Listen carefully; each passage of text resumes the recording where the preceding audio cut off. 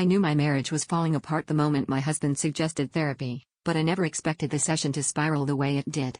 We sat in the therapist's office, the silence between us thick enough to choke on, when my husband blurted out that he'd been cheating. My heart slammed against my ribs, and I almost laughed. It was so cliché I could barely believe it. Our therapist, usually so composed, went white as a sheet and just stared at him. That's when my husband turned, face flushed, and said, "You should probably tell her to." The therapist's lips started trembling, and then, out of nowhere, she started crying. Not the professional, controlled tears you'd expect, but full-on ugly sobbing, head in her hands. At first, I thought she was crying for me.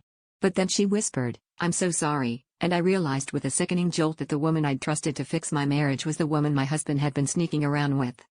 It's wild how your mind tries to make sense of betrayal in real time.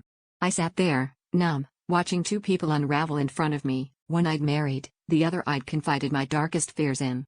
The therapist tried to apologize, but all I could see was every late session, every sympathetic smile, every piece of advice she'd given me that now felt like a joke. My husband reached for my hand, and I pulled away so hard I nearly fell out of my chair. The worst part is, I didn't scream, or cry, or storm out. I just sat there, silent, because part of me wasn't even surprised. Maybe I'd seen the signs and chosen to ignore them. Maybe I'd been so desperate to keep my marriage alive that I let someone else write my story for me, and now it was over, not with a dramatic fight, but with a confession that sucked all the oxygen out of the room. And as I left the office alone, the only thing I could think was how much I hated myself for not seeing it coming.